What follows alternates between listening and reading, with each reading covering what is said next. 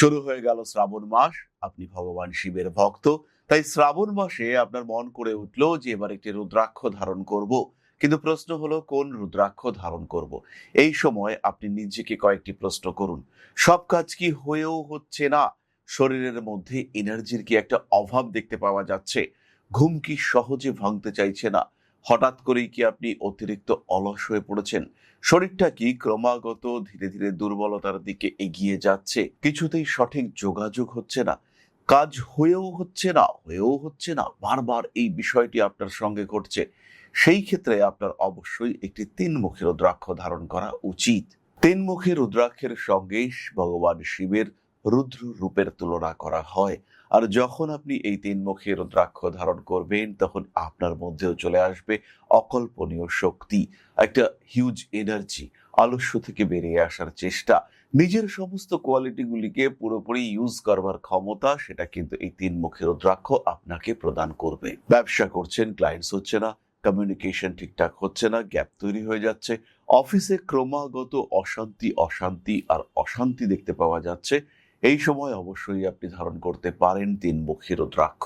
শাস্ত্রে বলা হয়েছে, ত্রিবক্ত্রম চৈব রুদ্রাক্ষম অগ্নিরূপম প্রকৃতিতম স্ত্রী হত্যাদি কৃতম পাপম তৎক্ষণাদেব নাশয়েত। অর্থাৎ ত্রিমুখী রুদ্রাক্ষের মধ্যে রয়েছে স্বয়ং অগ্নি স্বরূপ। আর অগ্নি যেমন পাপ হরণ করেন, ঠিক তেমন ভাবেই রুদ্রাক্ষ কিন্তু আমাদের জীবনের সমস্ত দোষকে হরণ করতে পারে।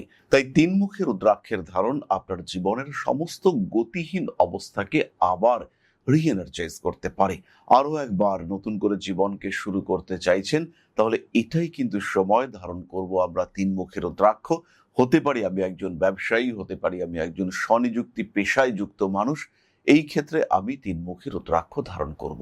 হতে পারে আমি সরাসরি কোনো কথা প্রকাশ করতে পারছি না, একটা জড়তা কাজ করছে, কাউকে প্রপোজ করতে গিয়ে বারবার কথা আটকে যাচ্ছে, ইন্টারভিউ দিতে গিয়ে মনে হচ্ছে একটা অদ্ভুত ভয় কাজ করছে।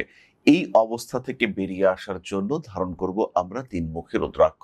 সাধারণভাবে স্নান করে শুদ্ধ জল দিয়ে ধুয়ে পরিষ্কার করে ওম ক্লিম নমঃ মন্ত্রে উজ্জীবিত করে আমরা এই রুদ্রাক্ষ ধারণ করতে পারি।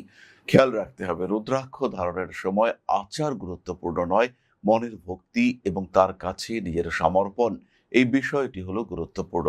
মনে রাখতে হবে যে এই রুদ্রাক্ষ আমার জীবনে, আমার শরীরে, আমার ভাগ্যে, আমার অবস্থায় পরিবর্তন আনবার ক্ষমতা সম্পন্ন।